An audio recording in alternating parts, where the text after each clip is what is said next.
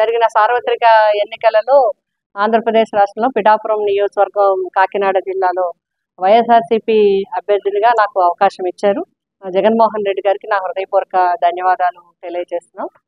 మరి కార్యకర్తలు కానీ, నాయకులు కానీ, గ్రామ గ్రామాన, వార్డు వార్డున, అదేవిధంగా వైఎస్ఆర్సీపీ అభిమానులు కానీ, నన్ను ప్రోత్సహించేవారు కానీ, నన్ను అభిమానించేవారు కానీ, ఒక ఆడపడుచుగా నా వెన్నంటి ఉండి నాకు మరి ఇన్ని ఓట్లు రావడానికి ప్రజల నుంచి నాకు చాలా సపోర్ట్ చేశారు.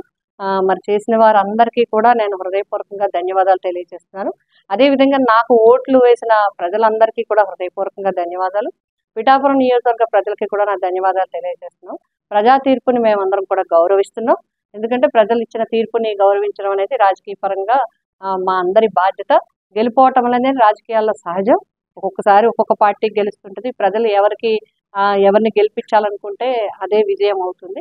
ఆ విధంగా ఇప్పుడు జనసేన పార్టీ నుంచి ఎమ్మెల్యేగా, పిఠాపురం ఎమ్మెల్యేగా ఎన్నికైన పవన్ కళ్యాణ్ గారికి హృదయపూర్వకంగా శుభాకాంక్షలు తెలియజేస్తున్నాం. ప్రజల ఆకాంక్షలకు అనుగుణంగా తప్పకుండా ఈ నియోజకవర్గ అభివృద్ధికి కృషి చేస్తారని ఆశిస్తున్నాం. మరి మా పార్టీ పరంగా కూడా నాయకులు, కార్యకర్తలు, పెద్దలు అందరూ కలిసి, అభిమానులు అందరూ ఈరోజు ప్రజాప్రతినిధులు అందరూ కూడా మాట్లాడుకోవడం జరిగింది. ఇప్పుడు ప్రతిపక్షంగా మా బాధ్యత కార్యకర్తలందరికీ కూడా ఎప్పటికప్పుడు వారిని అండగా ఉండటము, అదేవిధంగా ప్రజలకి ఏమన్నా అవసరం ఉంటే, మా అవసరం ఉంటే వారికి అందుబాటులో ఉండటం అనేది మా ప్రధానమైన బాధ్యత. ఆ విధంగా మేము ఎప్పుడూ కూడా మా ప్రతిపక్ష బాధ్యతను పోషిస్తూ రాజకీయ నాయకులుగా ఎప్పుడూ ప్రజలకి అందుబాటులో ఉండే విధంగా ఉండటం అనేది మేమందరం కూడా మాట్లాడుకోవడం జరిగింది.